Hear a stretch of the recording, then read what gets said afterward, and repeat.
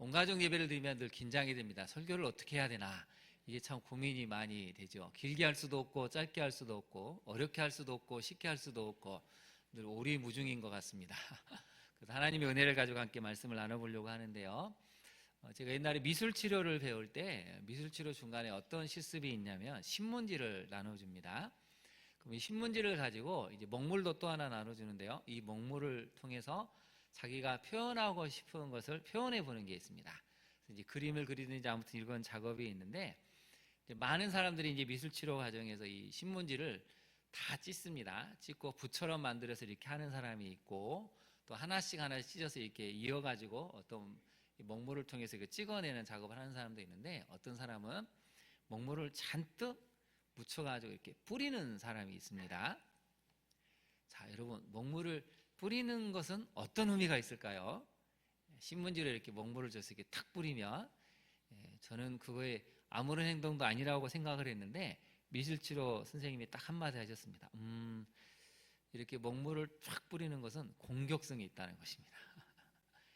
저도 몰랐죠. 그래서 뭘 배우고 나니까 본인은 그냥 아무렇지 않게 할 수 있지만 이 행동 하나하나가 의미가 있구나 하는 것을 깨달았습니다. 나중에 여러분 미술치료 배우시면 벌써 들어가지고 이제 먹물할 때 뿌리고 싶은데 뿌리는 순간 공격성이 있구나, 이런 얘기를 들을까 못 뿌리실 수도 있지만, 뿌리는 게 그런 의미가 있는 줄은 그때 제가 처음 알았죠.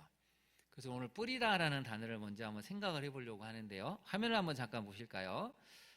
화면을 신문에 최근에 나온 기사인데, 제가 경향신문에서 이 사진을 한번 찍어서 여러분에게 좀 말씀을 드리려고 합니다. 21번, 버거 텍사스 이적 후 등번호 교체, 다운 증후군 인식 넓히고 돕고파, 이렇게 해서 21번 유니폼을 둔 버거라는 선수가 있습니다. 그래서 옆에 보시면 아빠를 지켜봐줘, 텍사스 외야수 제이코 버거가 지난 18일 구단 행사에서 21번 등번호가 적힌 유니폼을 들고 가족들과 함께 기념 촬영을 하고 있다. 아내 애슐린이 아는 아이가 둘째 딸 파넬리피다, 이렇게 되어 있습니다. 여기에 대한 이제 설명이 좀 필요한데요. 여러분, 다운 증후군이라고 혹시 들어보셨습니까?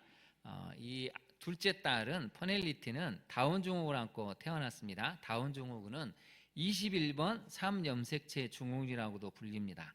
사람 세포는 염색체가 23쌍, 46개인데요. 그러나 다운 증후군이 있는 사람은 21번 염색체가 2개가 아닌 3개입니다. 그래서 전체 염색체 수도 47개죠. 그래서 이 버거 선수는 지난해 4월에 아내 뱃속의 아기가 다운 증후군이라는 진단을 받았습니다. 여러분이 뱃속에 있을 때 아이가 장애를 갖고 있다 하면 얼마나 이게 하늘이 무너진 것 같은 고통을 겪겠습니까? 그래서 이 버거 선수는 이번 시즌부터 딸아이의 병명을 등에 새기고 뜁니다. 버거는 MLB.com에 이 번호를 달고 뛸 수 있어서 자랑스럽다, 내 딸뿐 아니라 많은 사람을 대표할 수 있어 정말 기쁘다고 말했습니다. 딸이 태어난 직후에 인스타그램에 나는 다운 증후군 아이를 둔 유일한 현역 MLB 선수다, 야구 선수다 라고 밝혔습니다. 마지막 문장이 놀라운데요. 신께서 우리에게 정말 특별한 사명을 주셨다 라고 글로 남겼습니다. 여러분, 우리나라 같으면 어떨까요? 우리나라는 참 어렵죠. 죄송하지만 집값이 떨어진다고 장애인이 사는 것을 용납을 할 수가 없습니다. 장애인이 같은 학교 다니는 것도 용납을 하기가 어렵습니다. 모든 것을 다 물질적인 가치관으로 평가를 하고 있기 때문에 우리가 아무리 하나님을 믿고 하나님 뜻대로 삽시다 해도 현실에 만만치 않은 벽에 우리가 종종 부딪히죠. 그래서 청각장애인들이 한번 학교를 알아보려면 엄청난 수고를 해야 됩니다. 최소한 2시간, 3시간 자기가 사는 곳에서 2-3시간 버스를 타고 학교를 다니는 청각장애인 아이들도 있습니다. 이 버거 선수를 보니까 제가 그런 생각이 들었습니다. 이 선수는 선한 영향력을 뿌리고 있구나. 우리 인생은 여러분, 우리가 원하든 원치 않든 어떤 영향력을 뿌리고 있습니다. 지금 우리나라가 이 12월 달에 있던 계엄 사태로 인해서 얼마나 지금 혼란스럽습니까? 저번에 이 법원을 습격한 많은 사람들의 이 영상이 뉴스에도 나오고 있는데요. 가장 놀랄 만한 영상 중에 하나는 법원에 불을 지르려고 했던 사람도 있습니다. 근데 그 중에 가장 젊은 친구가 실제로 이 기름을 막 그 창문을 부셔서 끼얹고 불을 붙이려고 했던 그런 영상도 있습니다. 나중에 이 청년을 잡았는데요. 나이가 19세고 더 놀라운 것은 교회를 다니는 청년입니다. 예, 구구단체 소속이죠. 여러분, 하나님의 말씀은 무엇입니까? 오른편 뺨을 치면 어떻게 하라 그러셨죠? 예수님이 왼뺨도 돌려달라고 했죠. 여러분, 실제로 그럴 자신이 있습니까? 예, 저는 못할 것 같습니다. 목회자지만 그만큼 어렵죠. 예수님이 말씀하신 건 무엇이죠? 평화로 하라는 것입니다. 모욕을 당하면 축복에 주라는 게 예수님의 사랑입니다. 근데 지금 시대는 교회를 다녀도 나와 생각이 다르면, 나와 가치관이 다르면 그 순간 적이 될 수도 있고 그 사람을 향해서 폭력을 휘둘러도 된다는 것이 어느 순간 교회를 다니는 아주 소수의 사람들이긴 하지만 그런 생각과 성향을 가진 사람이 늘어나고 있다는 것이 한국 교회의 가장 큰 문제입니다. 그래서 어떤 분이 이제 글로도 남겼지만 한국 교회가 이념을 올바르게 분별해서 이념을 바르게 끌고 가는 게 아니고 이념이 한국 교회를 끌고 가는, 복음이 사라지는 교회가 됐다라고 한탄하고 있습니다. 우리가 뿌린 결과가 지금 이대로 오고 있는 것이죠. 여러분, 한 80년대 90년대 생각해 보십시오. 다 은혜 받았다고 했는데 지금 교회의 현실은 다음 세대가 다 사라지고 있습니다. 은혜 받은 열매가 죄송하지만 교회가 텅텅 빈 결과로 나왔죠. 그렇게 은혜 받았다고 많이 사람들이 자랑하고 은혜 받았습니다 간증했는데 지금의 모습은 교회조차도 하나가 되고 있지 못하죠. 제가 이번에 이런 여러 가지 일들을 보면서 마음이 무거워졌는데 잠언의 한 말씀 때문에 위로를 받았습니다. 우리 잠언 22장 8절 한번 볼까요? 우리 잠언 22장 8절 다 같이 한번 읽어보겠습니다. 시작. 죄악을 뿌리는 자는 재앙을 거두리니 그 분노의 기세가 세하리라. 악을 뿌리는 사람은 재앙을 거두고 분노하여 휘두르던 막대기는 기세가 꺾인다. 아멘. 여러분, 죄악을 뿌리는 자는 하나님이 반드시 재앙을 거두게 된다고 말씀하셨습니다. 제가 이 말씀을 딱 묵상하는 순간 위로가 됐습니다. 그렇구나. 지금 현실은 너무 이 폭력으로 하고 혐오로 가고 극단적인 상황으로 가는 것 같은데 이렇게 죄악을 부추기고 죄악을 뿌리고 확증 편향을 더 강조하는 이 사람들에게 하나님은 반드시 심판을 하시고 그들이 분노하여 들던 막대기는 기세가 꺾이게 하신다는 것이 하나님의 뜻이구나라는 걸 생각하니까 위로가 됐습니다. 그래서 여러분, 우리 믿는 사람들은 평화를 심어야 됩니다. 정의를 심어야 됩니다. 진리를 가지고 진리를 심어야 합니다. 그냥 넉넉한 하나님이 하시겠자가 아니라 하나님이 하실 수 있도록 우리가 행동하고 기도해야 한다는 것이죠. 그리스도인들은 행동하고 기도하는 사람입니다. 저를 한번 따라해 보실까요? 그리스도인은 행동하고 기도하는 사람입니다. 네, 여러분 행동하고 기도하셔서 이 땅에 평화를, 정의를 심어 가시는 우리 성도님들이 되시기를 바랍니다. 그래서 첫 번째 메시지를 한번 볼까요? 같이 한번 읽어보겠습니다. 시작. 하나님께서는 성도들이 삶 속에서 은혜를 뿌려 하나님 나라를 확장시켜 나가길 원하십니다. 아멘. 여러분, 그래서 오늘 주보 가운데를 한번 펼쳐보실까요? 본문 메시지 및 질문이 있죠. 하나님께서는 우리 믿는 사람들이 삶 속에서 은혜를 뿌리기를 원하고 계십니다. 우리 중고등부 학생들 지금 예배 자리에 참여했는데요. 우리 중고등부 학생들 지금 무엇을 뿌리고 있죠? 여러분 마음에 무엇을 뿌리고 있습니까? 난 안 될 거야. 나는 외모도가 안 돼. 키가 작고 능력도 안 되고 이것도 안 되고 저것도 안 되고 하면 그걸 여러분 마음에 뿌리고 있는 것입니다. 뿌림의 결과는 반드시 언젠가 열매가 맺혀지게 되죠. 여러분은 어떻습니까? 무엇을 뿌리고 있죠? 그래서 히브리서 10장 21절 22절 말씀이 명확하게 여기에 대한 설명을 하는데요. 제가 한번 읽어드리겠습니다. 우리가 마음의 뿌림을 받아 약한 양심으로부터 벗어나고 몸은 맑은 물로 씻음을 받았으니 참 마음과 온전한 믿음으로 어떻게 하자고요? 하나님께 나아가자. 세 번역은 이렇게 번역했습니다. 그리고 우리에게는 하나님의 집을 다스리시는 위대한 제사장이 계십니다. 그러니 우리는 확고한 믿음을 가지고 참된 마음으로 하나님께 나아갑시다. 우리는 마음에다 예수의 피를 뿌려서, 예수의 보혈을 뿌려서 죄책감에서 벗어나고 맑은 물로 몸을 깨끗이 씻었습니다. 히브리서자는 알려주죠. 우리는 마음에다 이미 예수의 보혈을 뿌린 사람이라는 것입니다. 죽을 수밖에 없는 죄인이었는데 예수님이 그 거룩한 보혈을 뿌리셔서 우리는 깨끗하게 되었고 성결하게 되었고, 그래서 여러분이 과거에 저질렀던 잘못 때문에, 죄 때문에 죄책감, 죄의식에서 벗어날 수 있도록 하나님이 도우셨다는 것입니다. 예수님이 먼저 은혜를, 그 사랑을, 그 놀라운 보혈의 은혜를 우리에게 뿌리셨습니다. 그러면 우리는 자유한 삶을 살아야 되죠. 우리 이미 예수님이 우리에게 뿌리신 은혜가 있기 때문에 우리의 열매는 은혜로 나타나야 되고 사랑으로 나타나야 되고 거룩함으로 나타나야 합니다. 적용을 한번 해볼까요? 여러분, 지금까지 삶 속에서 어떤 것을 뿌리며 살아왔습니까? 그 열매로 무엇을 얻었습니까? 오늘 1월 26일 오늘까지 우리 삶의 모습은 사실은 죄송하지만 우리가 뿌린 것의 결과입니다. 어쩌면 지금도 뿌리고 계신 분이 있겠지만, 그러나 사실은 냉정하게 보면 우리가 뿌려왔던 것들을 지금 우리의 모습이 그냥 살아내고 있는 것으로 나타내고 있습니다. 물론 욥처럼 이해할 수 없는 고난을 받으신 분들도 있습니다. 그러나 거의 10명 중에 8, 9분은 우리가 사실 뿌린 삶의 결과를 그대로 맺고 있는 것이죠. 그래서 오늘 예배드리는 우리 특별히 중고등부 학생들, 청년들, 어린이들에게 하나님 원하고 계십니다. 은혜를 뿌려라. 믿음을 뿌리라는 것입니다. 여러분의 자신의 현실에 대해서 자꾸 낙심하거나 낙담하지 말고 하나님을 믿고 믿음의 씨앗을 뿌릴 때 하나님이 그 열매를 거둘 수 있는 은혜를 주신다는 것이죠. 여러분 지금 무엇을 뿌리고 있습니까? 우리가 뿌려야 될 것은 말씀의 씨를 뿌려야 되고, 기도의 씨를 뿌려야 되고, 정의의 씨, 공의의 씨, 사랑의 씨, 용서의 씨, 섬김의 씨를 뿌려야 합니다.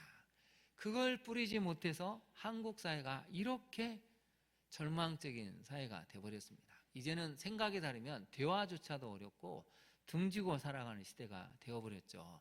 교회 안에서도 정치적인 이야기를 할 수 없을 만큼, 복음보다 정치적인 게 더 앞서니까 예수 그리스도의 사랑은 다 사라지고 얼굴 붉히는 것이 얼마나 많습니까? 다 우리가 뿌린 결과가 지금 나타나고 있다는 것이죠. 그럼 두 번째 적용은 무엇일까요? 지금 이 땅에 뿌려야 할 것을 말씀과 기도로 분별하며 뿌리고 있는지 살펴봐야 한다는 것이죠. 여러분, 이제는 우리가 뿌리러 나가야 될 때입니다. 눈물을 흘리고 씨를 뿌리러 나가야 될 때인데 무엇을 뿌려야 될지 분별하고 그걸 정확하게 이해하지 못하면 엉뚱한 것을 뿌려서 엉뚱한 열매를 맺기가 쉽다는 것입니다. 오늘의 말씀을 잘 기억하고 남은 인생 진리를 뿌리고 은혜를 뿌려서 여러분 인생이 새로워질 수 있는 은혜가 있기를 진심으로 축원합니다. 우리 두 번째 메시지를 한번 살펴볼까요? 두 번째 메시지 본문에 주보에 나와 있는데요. 같이 한번 읽어보겠습니다. 시작. 지금 상황이 어떠하든지 말씀의 자리에 서서 경청하고 회개할 줄 아는 사람이 새 미래를 열어갑니다. 이제 본문을 한번 들어가 볼까요? 오늘 본문을 보시면 8장의 놀라운 점은 제사장 에스라가 사람들을 보내서 백성들한테 설득을 한 게 아닙니다. 다 모여라. 말씀을 들어야 된다. 7월 1일 날 다 모이십시오. 에스라 제사장이 한 게 아니고 백성들이 먼저 요청을 했습니다. 먼저 우리에게 하나님 말씀을 들려주십시오. 도대체 왜 우리 조상들은 나라가 망했고 포로로 끌려갔고 그 포로로 끌려간 땅에서 우리는 태어나서 다시 이 땅에 돌아왔는데 왜 삶은 어려운지 좀 말씀을 통해서 알려주십시오. 요청을 했다는 것입니다. 그래서 여러분 8장 1절 한번 보실까요? 이스라엘 자손이 자기들의 성읍에 거주하였더니 7째 달에 이르러 모든 백성이 일제히 수문학 광장에 모였다라고 알려주고 있습니다. 언제 모였냐면 2절을 한번 보실까요? 7째 달 초하루에 모였죠. 레위기 23장 24절 한번 볼까요? 레위기 23장 24절 우리 성가대가 한번 읽어보도록 하겠습니다. 시작.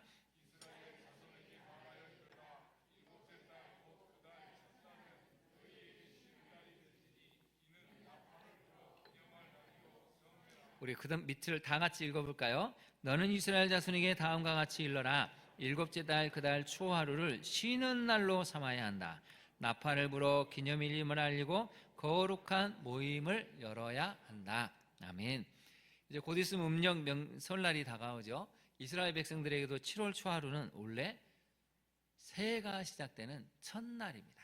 그래서 첫날 하나님 앞에 모여서 말씀을 듣고 새해 다시 하나님 주신 은혜를 기억하고 새롭게 계약을 갱신한다는 의미에서 7월 1일은 모여야 했습니다.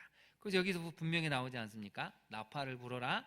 왜냐하면 이날은 기념할 날, 거룩한 모임, 성회이기 때문에 그날은 쉬고 다 모여야 한다고 알려주고 있습니다. 그럼 누가 모였을까요? 2절을 한번 볼까요? 2절 중반을 보시면 곧 남자나 여자나 알아들 만한 모든 사람이 다 모였다는 것입니다. 오늘 예배 드릴 때 우리 어린이부터 중고등학생, 청년부, 어른에 이르기까지 알아들 만한 사람은 다 모여서 하나님 말씀에 귀를 기울였다는 것이죠. 근데 여러분 모였을 때 이제 모습을 한번 볼까요? 에스라 제사장이 율법책을 가지고 책을 펴는데요. 5절을 한번 보겠습니다. 에스라가 모든 백성에 서서 그들 목전에 책을 펴니까 책을 펼 때 모든 백성이 어떻게 했습니까? 네, 일어섰습니다. 저희가 이제 교육자 수련회를 갔을 때 한국교회 2025 트렌드라는 그 책을 가지고 이제 스터디를 좀 했습니다. 근데 중간에 어떤 내용이 나오냐면 미국에서도 한 교회에서 한 목사님이 이렇게 이제 말씀을 하십니다. 하나님의 말씀입니다. 모두 일어서십시오 하면 그렇게 자유분방해 보이는 청년들이 다 함께 자리에서 탁 일어납니다. 또 기도할 때는 무릎을 꿇습니다.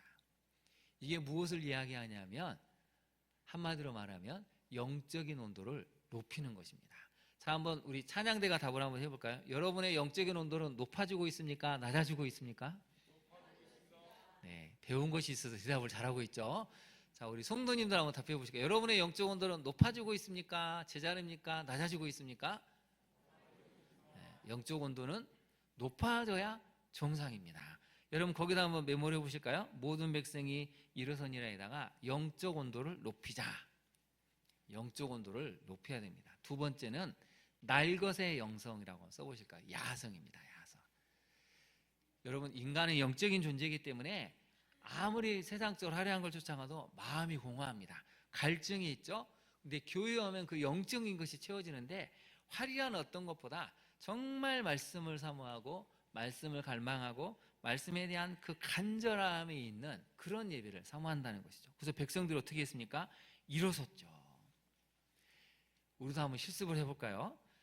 제가 한번 성경을 이렇게 탁 펼치면 여러분 한번 일어나 보시겠습니까? 연습을 해봐야 됩니다. 자, 제가 하나님의 말씀입니다. 이렇게 딱 책을 펴면 여러분 일어나시기 바랍니다. 해볼까요? 한 번만 하겠습니다. 한 번만. 연습할 시간이 없습니다. 자, 제가 등단하고 여러분 하나님의 말씀입니다. 네, 자리에 앉아 주십시오. 역시 우리 교회 성도님들 IQ가 150쯤 돼서 금방 하는 것 같습니다. 여러분 하나님의 말씀을 펴니까 일어섰죠. 그리고 6절 한번 볼까요? 에스라가 위대하신 하나님 여호와를 송축했다고 나오죠. 그랬더니 백성이 손을 들고 어떻게 하죠?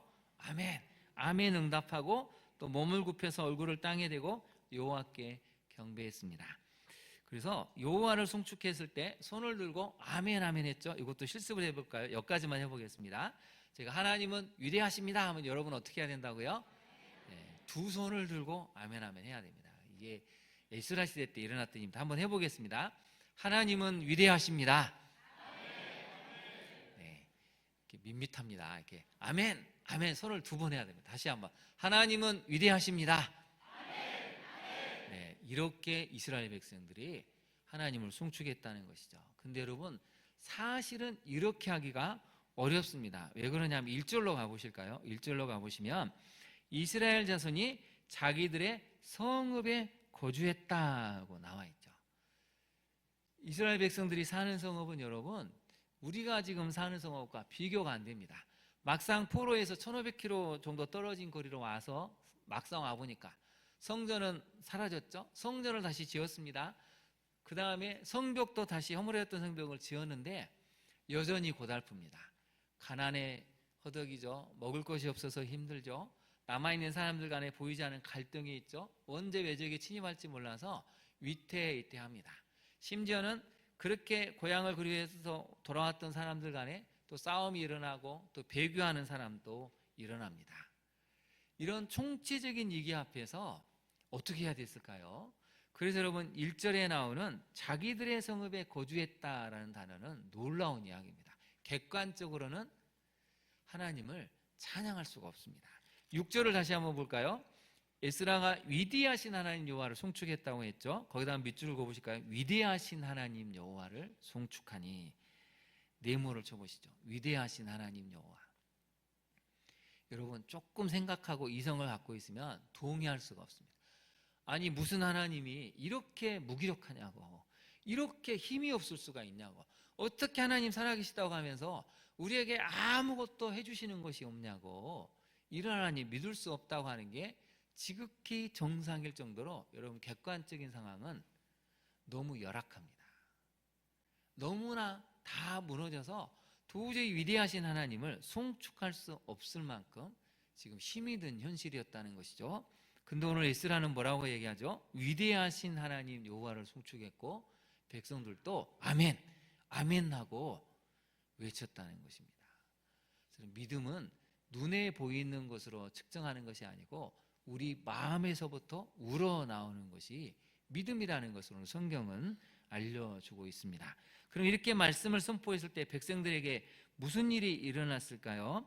한번 8절을 한번 볼까요? 이제 이 말씀을 선포했을 때 레위 사람들이 하는 역할이 나오는데 선생님들이 해야 될 역할이 나옵니다. 8절에 보시면 율법책을 낭독하고 그 뜻을 해석하여 백성에게 그 낭독하는 것을 다 깨닫게 했다. 그래서 세 가지가 나오죠. 낭독하고 해석해서 깨닫게 하는 것. 이게 오늘날 성도들이, 교사들이, 부모들이 해야 되는데 9절을 같이 한번 읽어요. 앞부분만 읽어보겠습니다. 시작. 백성이 율법의 말씀을 듣고 다 우는지라. 오늘 예배드리는 우리 성도님들 중에 최근에 내가 말씀을 읽고 우는 적이 있다 하신 분 한번 손들어 보실까요? 울어본 적이 있으십니까? 이 백성들은 울었습니다. 여러분 너무 잘 돼서 그 은혜에 감격해서 우는 것이 아닙니다. 지금 아무것도 되는 일이 없는데 말씀을 들으니까 울음이 나왔다는 것입니다. 왜 울었을까요?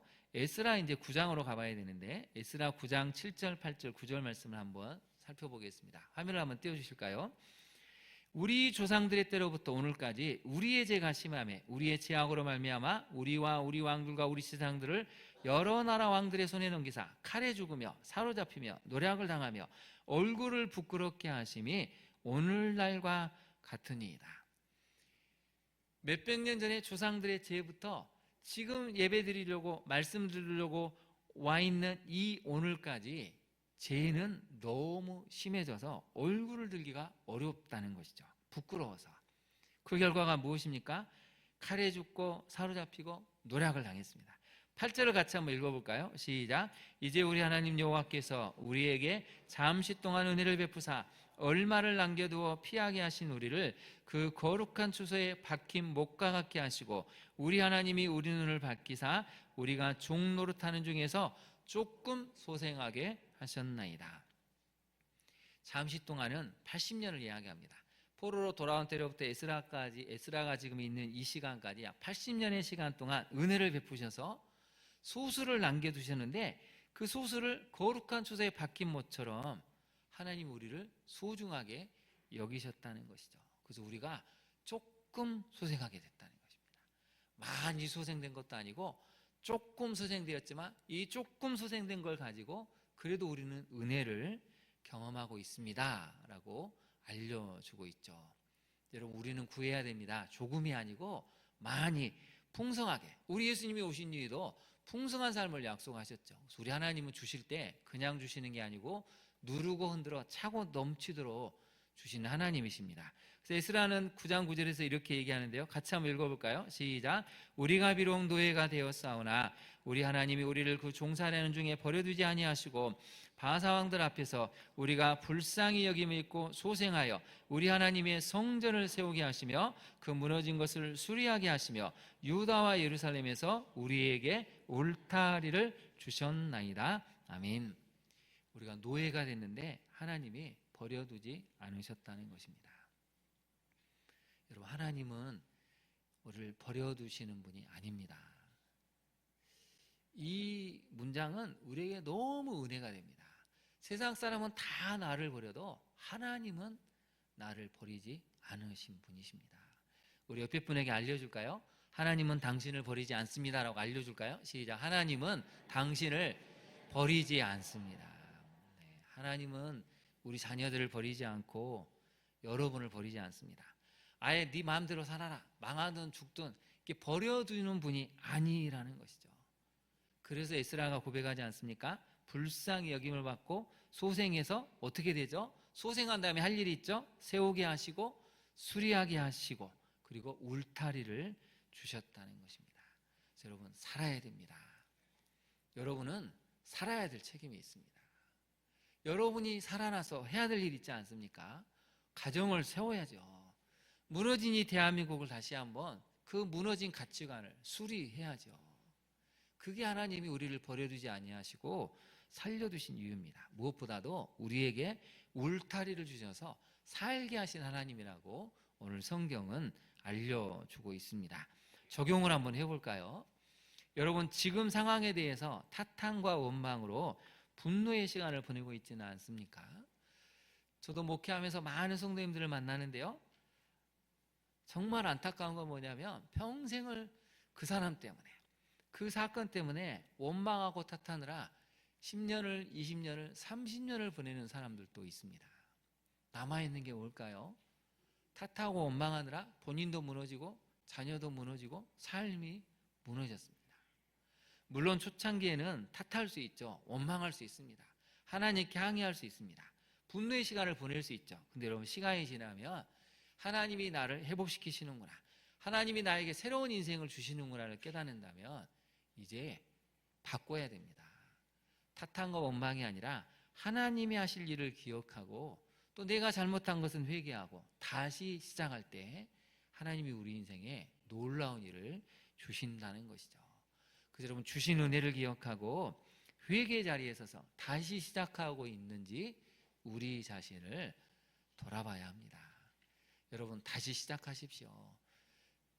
하나님도 여러분에게 원하십니다. 지나간 과거 때문에 너무 많이 슬퍼하고 그것 때문에 늘 자책하고 10년, 20년, 30년을 보내지 마라. 다시 하나님을 붙들고 시작하라는 것입니다. 그러면 여러분 살 수 있습니다. 회복할 수 있습니다. 세울 수 있습니다. 이 하나님의 은혜를 경험하는 우리 성도님들이 되시기를 바랍니다. 마지막 세 번째를 한번 살펴볼까요? 세 번째 같이 한번 읽어볼까요? 성도의 진정한 힘은 여호와를 기뻐하는 것에서 나오는 것임을 기억해야 합니다. 오늘 설교 제목을 한번 볼까요? 오늘 설교 제목이 굉장히 제목으로 삼기 어려운 제목입니다. 한번 보겠습니다. 우리 청소년들이 한번 읽어볼까요? 설교 제목만. 자, 시작. 예, 읽기가 부끄럽죠. 아니 목사님 다이어트해도 부족할 판인데 지금 이 살찐 것을 먹어라, 단 것을 먹어라 하면 이게 말이 됩니까? 이렇게 항의할 수도 있는데 제가 넣은 게 아니고 성경에 나와 있습니다. 한번 볼까요? 성경에 뭐라고 나와 있냐면 느헤미야 총독이 얘기하는데요, 너무 우니까 우리가 왜 이런 선택을 하게 됐을까? 과거의 잘못을 하고 백성들이 다 오니까 위로해 줍니다. 그러면서 여러분 10절을 한번 볼까요? 느헤미야가 그들에게 이르기를 너희는 가서 살진 것을 먹고 단 것을 마셔라. 힘을 내야 된다는 것입니다. 이제 그만 슬퍼하고 이제 회개 자리에서 일어서서 살진 것을 먹고 힘을 내라는 것입니다. 여러분 피곤하고 지칠 때 단 것을 먹으면 어떻게 되죠? 눈도 밝아지고 힘이 납니다. 그런 것처럼 너 스스로를 이제 돌봐야 한다는 것이죠. 그러면서 마지막을 한번 볼까요? 이날은 우리 주의 성일이니 근심하지 말라. 여호와로 인하여 기뻐하는 것이 어떻다고요? 너희의 힘이니라. 제가 이 구절을 묵상하면서 굉장히 많이 부끄러웠습니다. 오늘 아침 이제 우리 교육자 목사님들과 경건회를 드리면서 제가 솔직히 그런 간증을 했는데요, 제가 하나님 때문에 기뻐한 적이 얼마나 있었을까 생각을 해보니까 참 하나님 앞에 정말 부끄러워졌습니다. 저는 하나님이 저의 사역을 성공하게 하시고 또 많은 성도를 보내주시고 이것도 잘 되고 저것도 잘 되는 거 기뻐했는데 진짜 하나님 한 분만으로 기뻐한 적은 정말 손가락으로 해도 없었겠구나 싶을 정도로 민망할 정도로 이게 없었다는 것이 너무 부끄러웠습니다. 느헤미야 총독이 알려주죠. 우리가 가진 것은 없는데 여호와로 인하여 기뻐하면 그것이 힘이 된다고 알려줍니다. 근데 하박국 선지자가 여기에 대해서 정확하게 알려주는데요. 하박국 3장 17절을 한번 볼까요? 3장 17절을 볼 때 없다라는 단어가 몇 번이 나오는지 한번 세보십시오. 비록 무화과 나무가 무성하지 못하며 포도나무에 열매가 없으며 감람나무에 소출이 없으며 밭에 먹을 것이 없으며 우리의 양이 없으며 외양간에 소가 없을지라도 몇 번이나 없다고 나오죠? 5번 나옵니다. 여러분 인생에 없는 것은 몇 가지입니까? 한번 세보시죠. 몇 가지가 없죠? 5가지가 아니라 50가지? 500가지도 없다고 아마 생각할 수도 있겠죠. 찾아보면 없는 게 왜 이렇게 많은지도 모릅니다. 외모도 별로 없는 것 같고, 능력도 없는 것 같고, 돈도 없는 것 같고, 사람도 없는 것 같고, 집도 없는 것 같고, 따져보면 없는 것 투성입니다. 여러분 지금 하박국 선지자가 다시 한번 볼까요? 포도나무에 열매가 없죠? 감람나무에 소출도 없죠? 밭에 먹을 것도 없습니다. 우리의 양도 없습니다. 외양간에 소도 없습니다. 완전히 제로 베이스. 아무것도 없습니다. 살아보려고 노력을 좀 하고 싶은데 살 수 있는 뭐 기반이라도 있어야 뭘 하죠. 아예 그거 자체가 없는 지경까지 이르렀다는 것이죠. 그런데 하박국이 놀라운 이야기를 하죠. 우리 하박국 3장 18절 남자 성도들 한번 큰 소리로 읽어볼까요? 시작.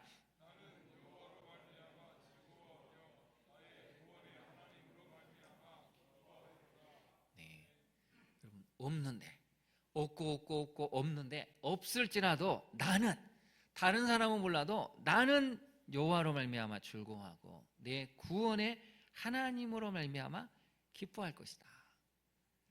여러분 이런 신앙 고백 들어본 적이 있습니까? 저는 가난해서 힘들어서 불평하고 원망하고 하나님 앞에 막 처절하게 기도하는 것은 많이 들어봤지만 그래도 가난 속에서 하나님 때문에 기뻐하고 즐거워하는 사람을 별로 만나본 적은 없습니다.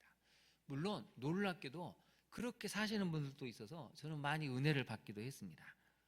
하박국이 지금 그 얘기를 하고 있는 것이죠. 하박국 3장 19절 우리 여자 성도님들 한번 읽어볼까요? 시작.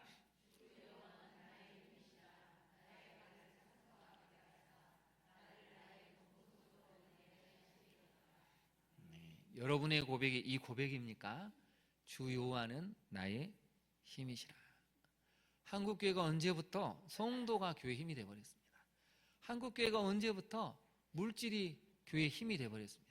한국교회가 언제부터 건물이 주차장이 힘이 되어버렸습니다. 물론 그것도 다 필요하죠. 여러분 진짜 힘은 주 여호와 하나님이 나의 힘이 되고 교회의 힘이 되셔야 됩니다. 명절을 맞아서 가난한 성도들도 많이 있습니다. 자식들에게 많은 걸 해주고 싶죠. 너무 없고 없다 보니까 명절만 돌아오면 힘들어하고 우는 부모들이 참 많이 있습니다. 근데 여러분 자녀들에게 이것을 가르치십시오. 나는 그래도 다 없을지라도 하나님 때문에 기뻐하고 즐거워할 수 있단다. 왜냐하면 주 여호와는 나의 힘이시기 때문에. 이걸 가르칠 때 자녀들이 가난해도 부해도 하나님을 기억하지 않겠습니까? 오늘 말씀을 이렇게 읽었으면 좋겠는데요. 10절을 한번 다시 볼까요? 여호와로 인하여 기뻐하는 것이 너희의 힘이다에다가 여러분의 이름으로 한번 읽어보겠습니다. 시작. 여호와로 인하여 기뻐하는 것이 동주의 힘이니라. 아멘. 적용을 한번 해보겠습니다. 최근 나는 여호와로 인해 기뻐했던 적이 있었습니까? 그 이유는 무엇 때문이었습니까? 그냥 하나님이 하나님 되시니까. 여러분 그렇게 기뻐했던 적이 얼마나 있으셨나요? 여호와를 기뻐하는 힘을 기르기 위해서 경건의 훈련에 힘쓰고 있습니까? 여러분 기뻐하는 것도 훈련을 해야 됩니다. 제가 옛날에 내면 성장 프로그램 할 때 이 고등학생 한 명이 나와서 이제 감정 훈련하는데 이 아이가 굉장히 재밌는 표정을 지었습니다. 애들이 다 애가 예를 들면 단어가 행복, 기쁨, 자유인데 애가 표현하는 것마다 너 화났구나, 화남, 썩냄, 분노, 좌절. 아니 나중에 이제 끝나고 나서 그런 거죠. 아니 나 기쁨을 표현했는데 행복을 표현했는데 근데 표정이나 몸짓은 화난 것이죠. 왜 그랬을까요? 그걸 누려본 적이 없고 훈련이 되지 않았기 때문입니다. 그러니 여러분, 기쁨도 훈련을 해야 됩니다.